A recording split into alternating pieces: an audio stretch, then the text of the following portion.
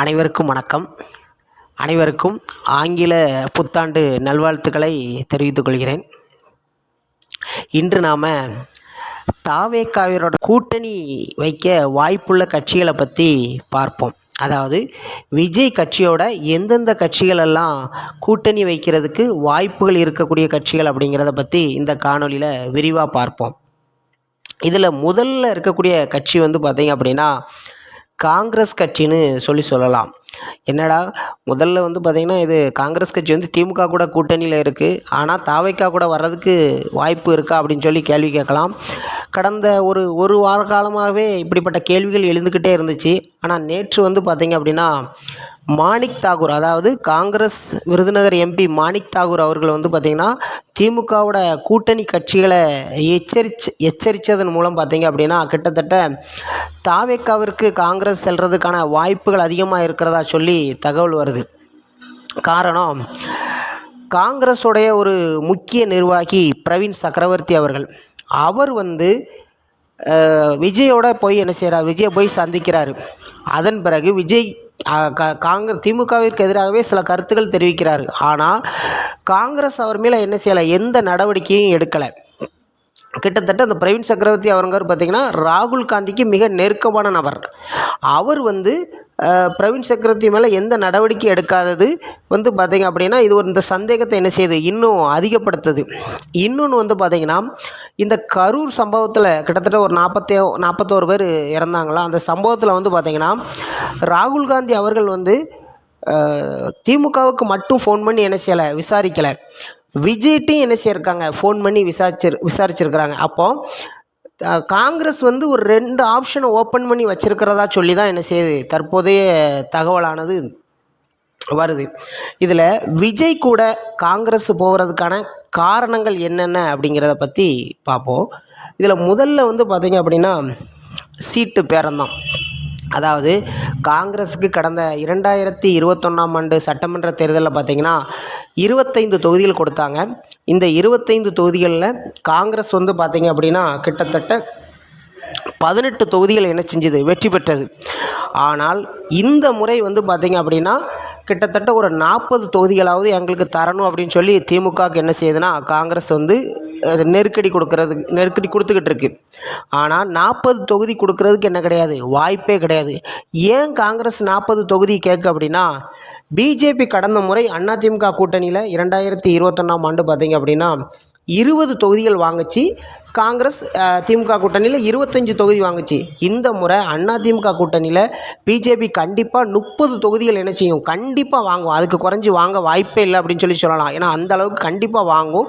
அப்போ பிஜேபி 30 தொகுதிகளில் போட்டியிடும் போது நம்ம காங்கிரஸ் தமிழ்நாட்டில் ஏற்கனவே ஒரு ஆண்ட கட்சி, நாம் என்ன செய்யக்கூடாது, 25 தொகுதிகளெல்லாம் போட்டியிடக்கூடாது. கண்டிப்பாக பிஜேபியை விட ஒரு 10 தொகுதிகளாவது நம்ம அதிகமாக போட்டியிட்டாகணும் அப்படிங்கிறது காங்கிரஸில், தமிழக காங்கிரஸில் எல்லாருடைய எண்ணமாக இருக்குது.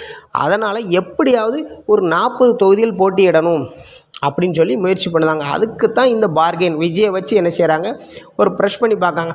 சப்போஸ் திமுக அதை கொடுக்கல அப்படின்னா விஜயை நோக்கி நகர்றதுக்கான வாய்ப்புகள் என்ன இருக்குது, காங்கிரஸுக்கு அதிகமாக இருக்குது.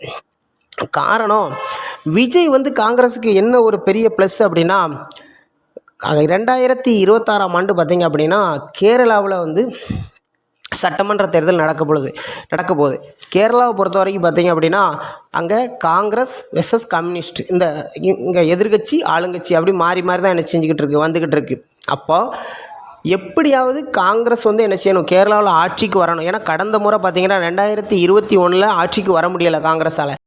இந்த முறை எப்படியாவது நம்ம கேரளாவில் ஆட்சிக்கு வந்தாகணும் அப்படிங்கிறதுக்காக விஜய்க்கு கேரளாவில் பெரிய அளவில் என்ன செய்யுதுன்னா ஒரு பெரிய ஃபேன் ஃபாலோவர்ஸ் என்ன இருக்குது, விஜய்க்கு இருக்குது. கிட்டத்தட்ட தமிழ்நாட்டுக்கு ஈக்குவலாகவே கேரளாவில் ஒரு பெரிய ஃபாலோவர்ஸ் விஜய்க்கு இருக்குது. அதனால் எப்படியாவது நம்ம விஜயை வச்சு என்ன செஞ்சிடலாம், கேரளாவில் 2026 பார்த்திங்கன்னா ஆட்சியவே என்ன செஞ்சிடலாம், நம்ம பிடிச்சிடலாம் அப்படிங்கிறதுக்காக என்ன செய்தாங்கன்னா விஜயை நோக்கி நகர்ந்தாங்க. ஏன்னா தமிழ்நாட்டில் என்ன செய்ய முடியாது, எப்படினாலும் இவங்க ஆட்சி அதிகாரத்தில் பங்கு கொடுக்க மாட்டாங்க.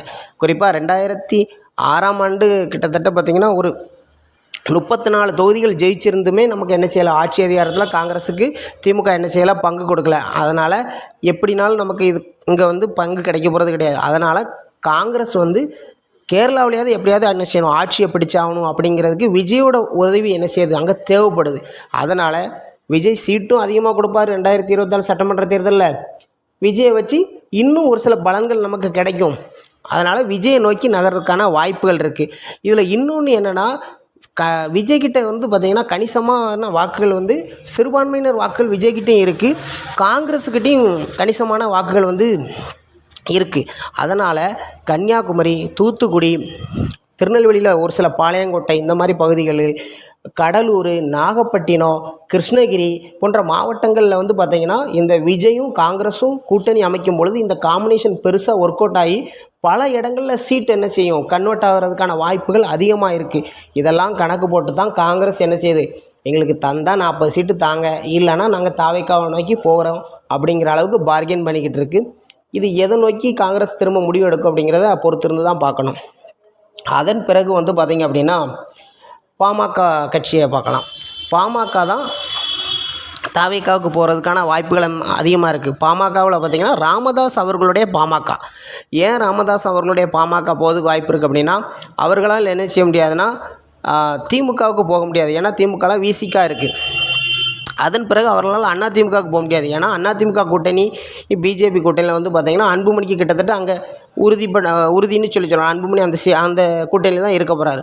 அதனால் ராமதாஸ் அவர்கள் பார்த்திங்கன்னா தாவேக்கா கூட்டணிக்கு செல்கிறதுக்கான வாய்ப்பு அதிகமாக இருக்குது. ராமதாஸ் செல்லும் பொழுது பார்த்திங்க அப்படின்னா வட மாவட்டங்களில் கிட்டத்தட்ட ஒரு 15 மாவட்டங்களில் ராமதாஸோட ஓட்டும் விஜய் அவர்களுடைய ஓட்டும் இணையும் பொழுது பல தொகுதிகள் வெற்றியை நோக்கி நகர்றதுக்கு என்ன இருக்குது, வாய்ப்புகள் ரொம்ப பிரகாசமாக இருக்குது.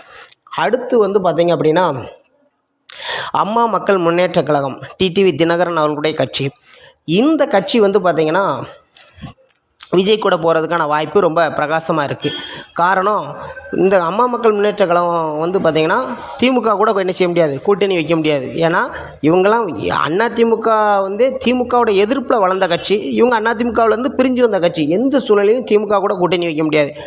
அதுக்கு அடுத்து அதிமுகவில் எடப்பாடி முதலமைச்சர் அப்படிங்கிறத மாற்றினா தான் நாங்கள் வந்து கூட்டணி வைப்போம் அப்படின்னு சொல்லிட்டாங்க. அதனால் அங்கே எடப்பாடி முதலமைச்சராக மாற்றுறதுக்கான வாய்ப்பு கிடையாது. அப்போ அங்கேயும் வாய்ப்பு இல்லை. ஒரே ஆப்ஷன் வந்து பார்த்திங்கன்னா தாவேக்கா தான். தாவேக்காவுக்கு டிடிவி போகிறதுக்கான வாய்ப்பு ரொம்ப பிரகாசமாக இருக்குது கூட்டணி வைக்கிறதுக்கு. டிடிவி போடுறதால வந்து பார்த்திங்க அப்படின்னா கிட்டத்தட்ட ஒரு 20 தொகுதிகள், கிட்டத்தட்ட 2021ஆம் ஆண்டு பார்த்திங்கன்னா 20 தொகுதிகளில் வந்து பார்த்திங்கன்னா கிட்டத்தட்ட ஒரு 30,000க்கும் மேற்பட்ட வாக்குகள் வந்து டிடிவி வாங்கினாங்க. குறிப்பாக சங்கரங்கோயில், கடையநல்லூர், கோவில்பட்டி, நாங்குநேரி, உசிலம்பட்டி, சிவகங்கை அப்படி ஒரு 20 தொகுதிகளில் 30,000க்கும் மேற்பட்ட வாக்குகள் என்ன செஞ்சாங்கன்னா 2021 சட்டமன்ற தேர்தலில் வாங்கினாங்க. ஒரு 50 தொகுதிகளில் வந்து பார்த்திங்கன்னா கணிசமான வாக்குகள் என்ன செஞ்சாங்கன்னா டிடிவி தினகரன் அவர்கள் வாங்கினாங்க.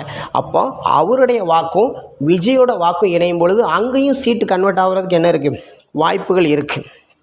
அதன் பிறகு அதற்கு அடுத்த கட்சி வந்து பார்த்திங்கன்னா புதிய தமிழகம் கட்சியை பார்க்கலாம். டாக்டர் கிருஷ்ணசாமி அவர்களுடைய கட்சியை பார்க்கலாம். இந்த கட்சி வந்து பார்த்திங்கன்னா தென் மாவட்டத்துலேயும் டெல்டா பகுதியிலையும் வந்து பார்த்திங்கன்னா பெரிய அளவில் கணிசமாக வாக்கு வங்கி உள்ள கட்சி. இந்த கட்சி முழுக்க வந்து பார்த்திங்கன்னா இளைஞர்கள் அதிகம் உள்ள கட்சி, இளைஞர் பட்டாளம் உள்ள கட்சி. அதனால் எப்படியாவது என்ன செய்யக்கூடாது, இளைஞர்கள் ஓட்டு விஜய்க்கு போயிடும். வேறு எந்த கூட்டணியில் கிருஷ்ணசாமி அவர்கள் இணைஞ்சாலும் அங்கே சீட்டு கிடைச்சாலும் நின்னாலும் விஜய் அவர்கள் வந்து கிருஷ்ணசாமி அவர்களுடைய ஓட்டை வந்து பிரிப்பார். அதனால் கிருஷ்ணசாமி அவர்கள் விஜய் கட்சிக்கே நம்ம கூட்டணி வச்சாலே நமக்கு வெற்றி வாய்ப்பு அதிகமாக இருக்கும் அப்படின்னு சொல்லி கணக்கு போட்டு விஜய் கட்சிக்கு செல்கிறதுக்கான வாய்ப்புகள் என்ன இருக்குது, அதிகமாக இருக்குது. வேறு எந்த கட்சியோட கூட்டணி வச்சாலும் கண்டிப்பாக கிருஷ்ணசாமி நிற்கிற தொகுதியில் விஜய் அவர்களுடைய கட்சி பெரிய அளவில் கிருஷ்ணசாமியோட சொந்த ஓட்டை என்ன செய்யும், கை வைக்கும், பெரிய அளவில் பிரிக்கும். அதனால் கிருஷ்ணசாமிக்கு ஒரு பெஸ்ட்டு சாய்ஸாக என்ன செய்யும், விஜய் அவர்களுடைய தாவேக்காவுக்கு செல்கிறதுக்கு வாய்ப்பு அதிகமாக இருக்குது. அதன் பிறகு ஓபிஎஸ் அவர்களுக்கு வந்து பார்த்திங்கன்னா ஒரு பெரிய வாய்ப்பு வந்து பார்த்திங்கன்னா விஜய் அவர்களுடைய வாய்ப்பு தான். ஏன்னா ஓபிஎஸும் பார்த்திங்கன்னா கிட்டத்தட்ட திமுகவுக்கு போக முடியாது. ஏன்னா அதிமுகவில் ஒரு 3 முறை முதலமைச்சராக இருந்த நபர் வந்து திமுகவுக்கு போக முடியாது. அடுத்து அங்கே வந்து எடப்பாடிக்கிட்ட என்ன கிடையாது, அங்கே சீட்டு கிடையாது. அதனால் அவருக்கு இருக்க வாய்ப்பு வந்து பார்த்திங்கன்னா தாவேக்கா தான். அவர் தாவேக்காவுக்கு போகும்போது பார்த்திங்கன்னா தாவேக்காவுக்கு இன்னும் ஒரு பெரிய ப்ளஸ்ஸாக இருக்க வாய்ப்பு இருக்குது. ஏன்னா அவருக்கு ஒரு பெரிய சிம்பத்தி இருக்குது ஓபிஎஸ் அவர்களுக்கு. அது போக தற்பொழுதே வந்து பார்த்திங்கன்னா அவர்கிட்ட ஒரு 3 எம்எல்ஏ சிட்டிங் எம்எல்ஏ இருக்காங்க. உசிலம்பட்டி எம்எல்ஏ, தஞ்சாவூர் ஒரத்தநாடு எம்எல்ஏ வைத்தியலிங்கம் அவர்கள், அவர் ஒரு எம்எல்ஏவாக இருக்கிறார் போடி நாயக்கனூரில். அப்போ அவர்கிட்ட கிட்டத்தட்ட பார்த்திங்கன்னா கூட்டணி வைக்கும்போது ஒரு 10 எம்எல்ஏ கிட்ட என்ன செய்ய வேண்டியிருக்கும், அண்ணன் தாவேக்கா வர்றதுக்கு கூட வாய்ப்பு இருக்குது. மொத்தமாக இந்த 5 கட்சியும், அதாவது ஃபஸ்ட்டு வந்து பார்த்திங்கன்னா காங்கிரஸு, அடுத்து ராமதாஸ் அவர்களுடைய பாமக, அடுத்து அம்மா மக்கள் முன்னேற்ற கழகம் டிடிவி தினகரன், புதிய தமிழகம் கட்சி டாக்டர் கிருஷ்ணசாமி அவர்கள், ஓ பன்னீர்செல்வம் அவர்களுடைய அதிமுக தொண்டர் உரிமை மீட்பு கழகம், இந்த 5ம் கிட்டத்தட்ட தாவேக்கா கிட்ட நகர்றதுக்கான வாய்ப்பு ரொம்ப பிரகாசமாக இருக்குது. இந்த கூட்டணி, இந்த மாபெரும் ஒரு கூட்டணி அமைஞ்சுதுன்னா கிட்டத்தட்ட தமிழ்நாட்டில் ஒரு 60லேருந்து 70 தொகுதிகள் வந்து தாவேக்கா கூட்டணி வெற்றி பெறதுக்கான வாய்ப்பு ரொம்ப பிரகாசமாக இருக்குது. 2026 இந்த கட்சிகள்லாம் என்ன முடிவெடுக்க போகிறது அப்படிங்கிறத பொறுத்திருந்து தான் பார்க்கணும். இந்த கூட்டணி அமைகிறதுக்கான வாய்ப்பு அதிகமாக இருக்குது. இப்படி ஒரு கூட்டணி அமைஞ்சால் கிட்டத்தட்ட விஜய்க்கு அவர்களுக்கு வெற்றி உறுதின்னு சொல்லலாம். 2026 விஜய் அவர்களுக்கு வெற்றி வாய்ப்பு பிரகாசமாக இருக்குது. நன்றி, வணக்கம்.